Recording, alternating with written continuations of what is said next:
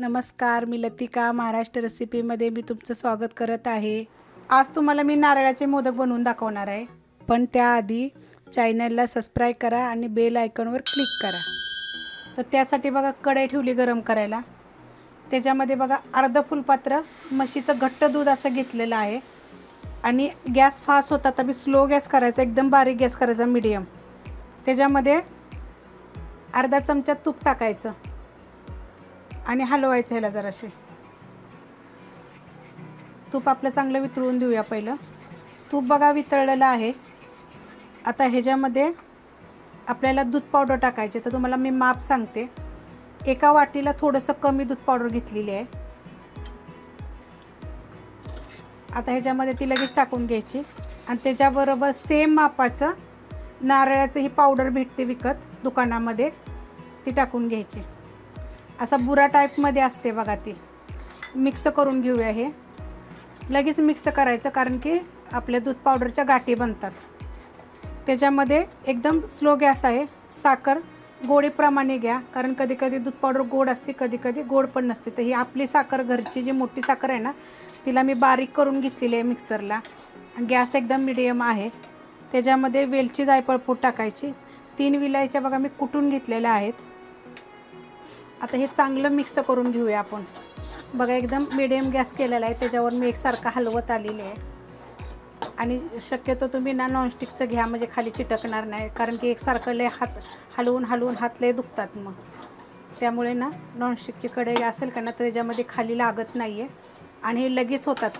5 मिनिटसुद्धा लागत नाही हे मोदक व्हायला, आणि एक ते चवीला छान लागतात। मी पहिले पण 2 मोदक टाकलेले आहेत। गॅस बंद करते आणि हे जे मी उलटण वापरते ना, हे स्टीलचं आहे आणि कढई माझी ही नॉनस्टिकची नाही आहे।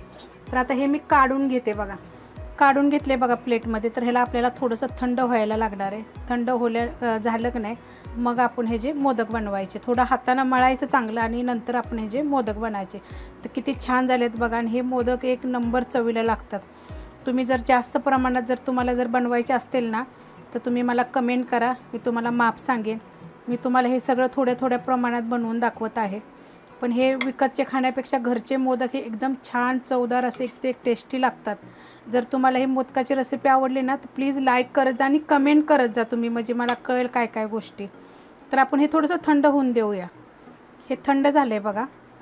तर आता आपण ह्याला थोडंसं मळून घ्यायचं। तर आपण मळून बघा, ह्याला थोडंसं हाताला ना तूप लावायचं, नाही तर ह्या हाताला बघा असं चिटकतं। मग असं जरा तूप लावून घ्यायचं।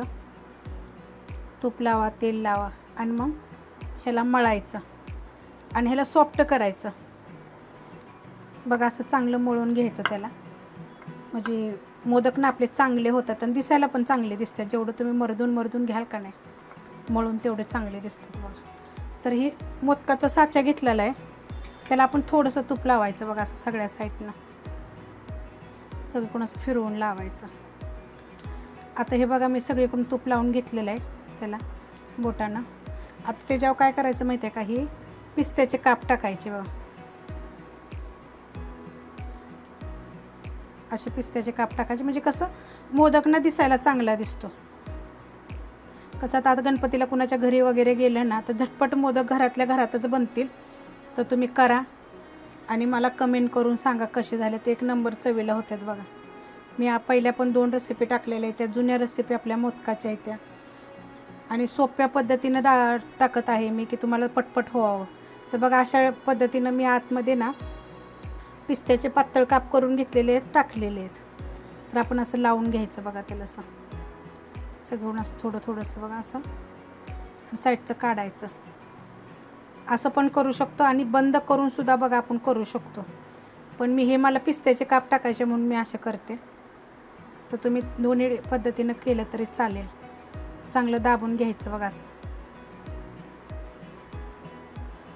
म्हणजे त्याची डिझाईन चांगली बनते।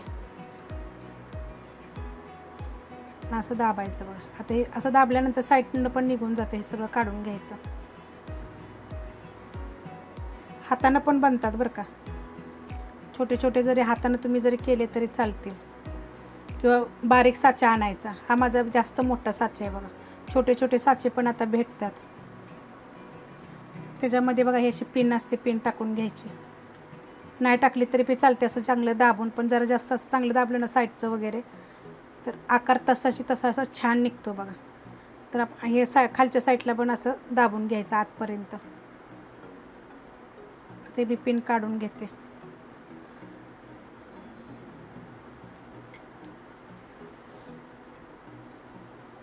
बघा किती छान दिसतो. म्हणून तुम्हाला म्हटलं की असं आपण पिस्त्याचे काप टाकूया, कारण हिरवा कलरचा असतो ना त्यामुळे तो उठून दिसतो. तर बघा किती छान झालेला आहे असा. हे साईडला जे आलेलं आहे ना ते असं काढायचं बघा, लगेच निघतं. असं पातळ असतं ते निघायचं, तिथं जरी दाबलं तरी चालते असं. बघा किती सुंदर असा छान असा दिसतोय. तर मी अशा पद्धतीने मोदक बनवून घेते. जर तुम्हाला आवडले ना तर लाईक करा, सबस्क्राईब करा, कमेंट करा आणि शेअर बी करा.